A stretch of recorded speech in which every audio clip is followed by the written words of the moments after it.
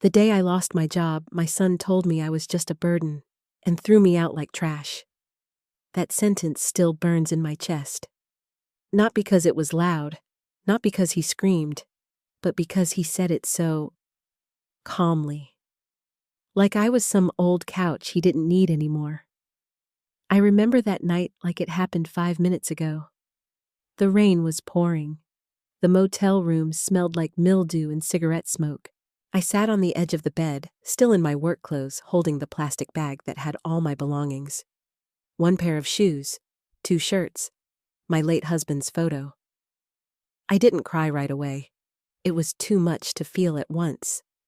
I just sat there, frozen. The silence was loud, and for the first time in my life, I realized I had nowhere to go after everything I gave him. After every night I skipped dinner so he could eat. After every bill I paid alone when his father walked out. He looked me in the eye and said, "You're not my responsibility." I thought that was the end of my story. But it wasn't. Cut to today. I step out of a black car, heels clicking against marble tiles. Diamond earrings, red lipstick, designer bag. People hold doors open for me now. They don't know where I came from, and my son. He still doesn't know where I got the money, or what I did with it, but he's about to find out. You don't just become a burden overnight. It takes years of giving until there's nothing left to take. I was 23 when his father walked out. No note, no goodbye, just an empty bank account and an eviction notice 2 weeks later. I still remember holding my baby boy on my hip, trying to keep him warm with my own coat, standing outside the landlord's office begging for just a little more time. He was only 2, too small to understand, too sick to care. He had terrible asthma, spent more nights in the ER than in his own bed.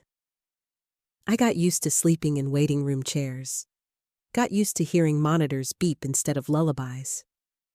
I worked anything I could find, waitressing, cleaning, dishwashing. Sometimes 2 jobs in one day, 3 in a week. My hands cracked from bleach and dish soap. My back ached, my knees gave out. But I never let him see me cry. Not once. He deserved a mother who was strong. So I smiled even when I was starving. I skipped meals so he could eat. Wore the same coat for 5 winters. Taped up my shoes when the soles fell off. But he had everything I never did. New school shoes every year, books, toys, birthday cakes with real frosting. I made sure he never felt poor, even when we were. Eventually, I got lucky.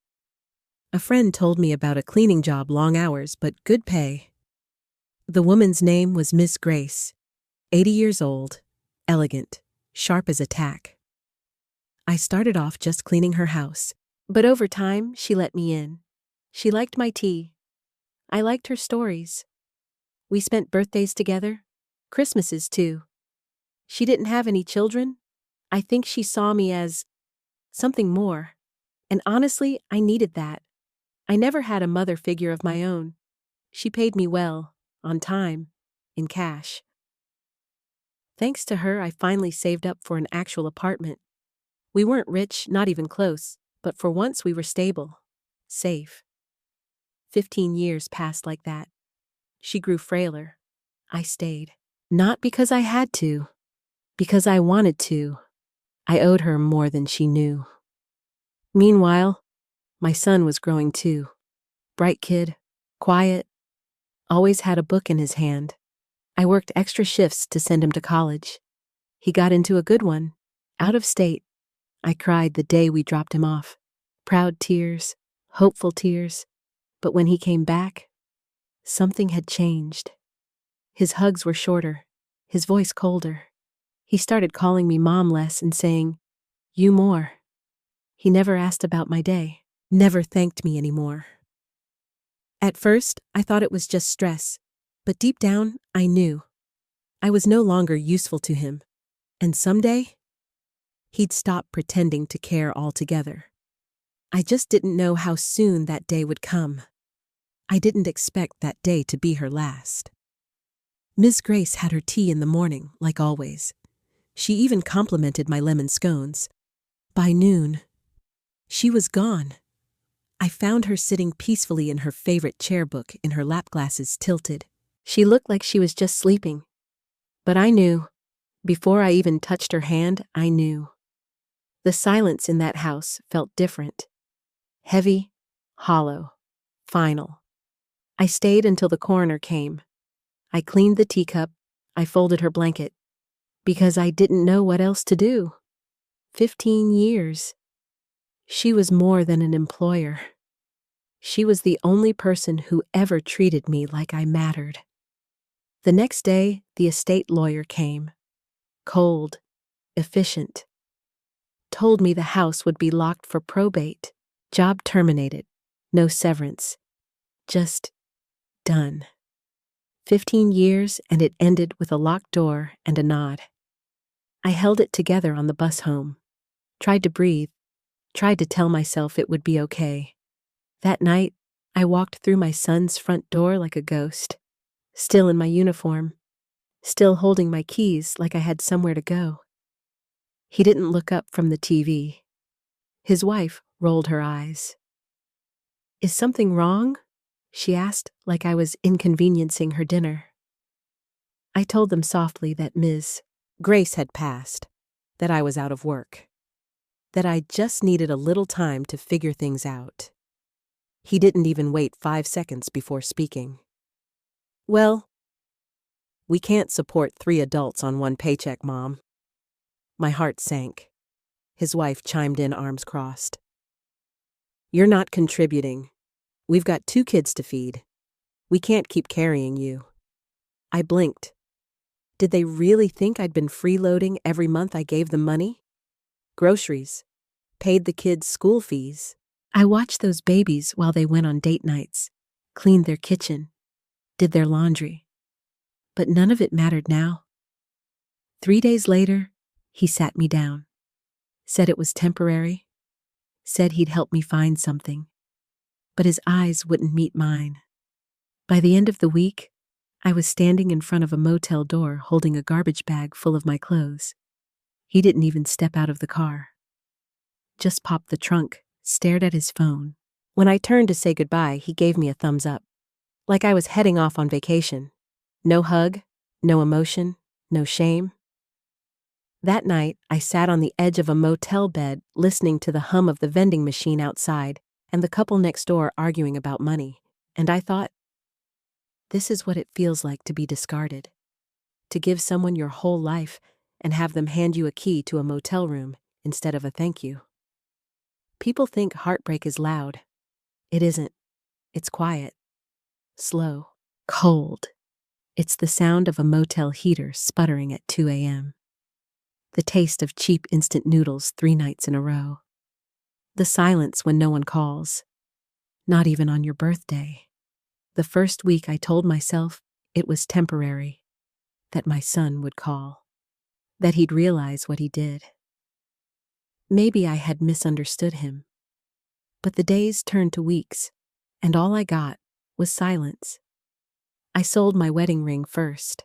Pawned it for enough to pay another week at the motel and a few groceries. It felt like losing him all over again. Then went my necklace. Then the little gold earrings I bought myself when I turned 40. All gone. I applied for jobs, restaurants, grocery stores, even janitorial work. But when they saw my age and the fact that I didn't finish high school, they smiled politely and told me they'd keep my application on file. That file must be a trash can. I walked home each day with blisters in my shoes and rejection letters in my purse. Nights were worse. Cold. Lonely. I'd sit in the dark, wrapped in a thin blanket and scroll through old photos on my phone. Pictures of my son when he was little. His gap-toothed smile. His tiny arms wrapped around my neck. I wanted to scream, "Where did that boy go?" Then came my birthday. I didn't expect much. Just maybe a text, a call, one kind word. But the day passed like any other. No messages, no missed calls, nothing. That night, I opened Facebook, and there it was. A photo of him and his wife at a fancy restaurant. She was holding a wine glass. He had his arm around her waist. They looked happy, comfortable, untouched by guilt. The caption read, "Thankful for my real family. Wouldn't trade them for anything." I stared at the screen for a long time. Then I put the phone down and started shaking.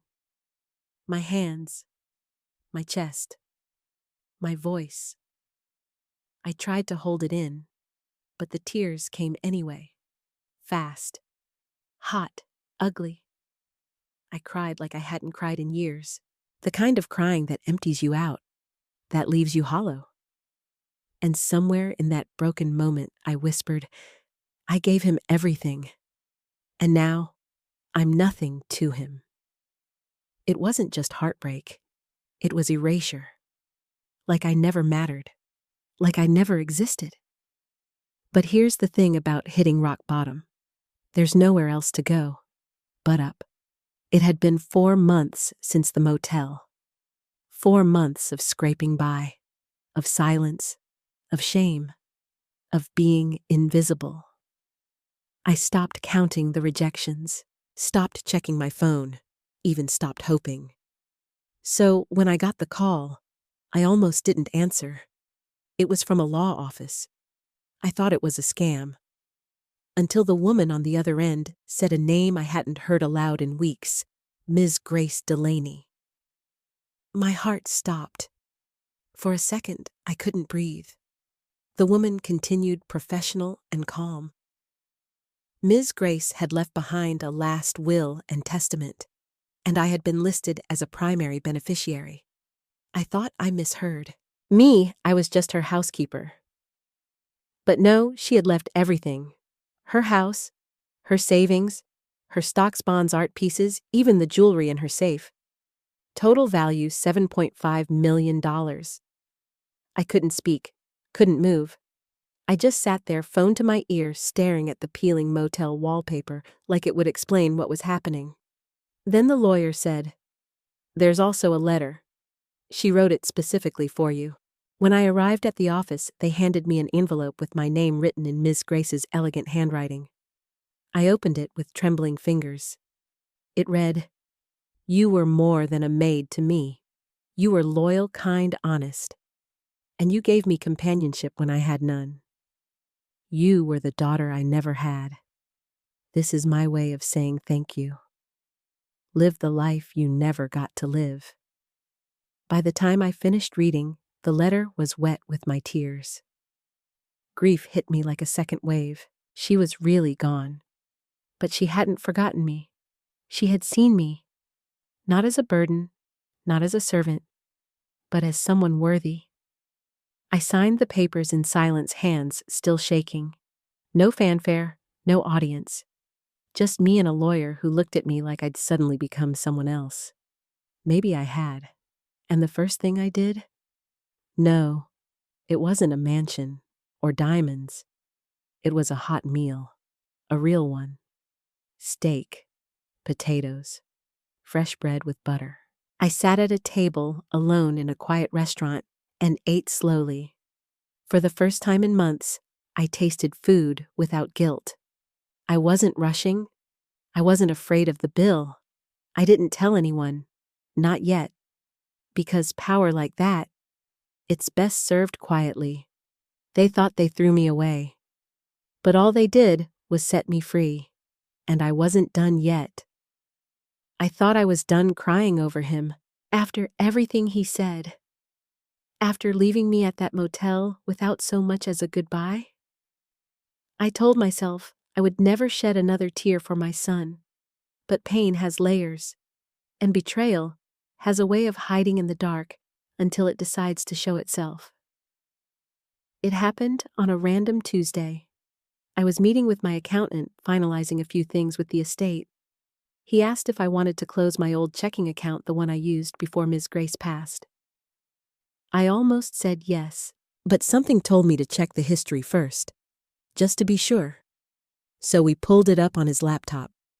And there it was, a withdrawal, $12,000, gone. 3 days before my son kicked me out. My stomach turned. I never authorized that, never withdrew it. I asked the bank to trace it. Same IP address, same city, same last name. I didn't want to believe it, but deep down, I already knew. He took it. He stole the last of my savings before tossing me aside. And it gets worse. I opened Facebook that night. His wife had just posted new pictures. They were on vacation. A yacht, cocktails, 5-star dinner plates, both of them smiling like they'd won the lottery. The caption said, "Finally taking time for us. We deserve this." That money was my emergency fund. The money I was going to use to survive, to eat, to stay warm, to live. They drank champagne while I ate stale noodles, laughed on a yacht while I cried on a motel bed, tanned under the sun while I pawned my wedding ring to pay rent. He didn't just turn his back on me. He robbed me, and then blamed me for needing help. I sat there staring at the screen, my heart pounding, not from sadness this time, but from rage. This wasn't just neglect. It wasn't just distance. It was cruelty, calculated, clean, cold-blooded. That night, I didn't cry. I didn't scream. I just sat in the quiet and said it out loud for the first time. He's not just selfish, he's cruel. And that was the moment I changed. Something inside me hardened. Not bitter, not angry, clear, focused. Because now I knew the truth. He didn't make a mistake. He made a choice. And now? So would I. I didn't confront him. I didn't call. Didn't yell. Revenge isn't always about noise. Sometimes the quietest vengeance cuts the deepest. The first thing I did was hire a lawyer. Not just any lawyer. One of the best in the city, discreet, ruthless, and worth every penny. We started with the basics. I froze all the old joint accounts we once shared. Even the one he probably forgot existed.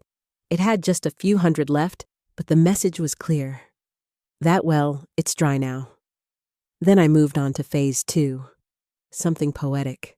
Something perfect. I found out where he and his wife were renting. A mid-range apartment building downtown. Nice enough. Close to work. Affordable. What they didn't know was that the building had just gone up for sale, and I had the cash to buy it in full. It took less than 3 weeks, a few meetings, a few signatures. And just like that, I became their landlord. Of course I didn't show up, didn't make a scene. I let the property manager send out the official letter.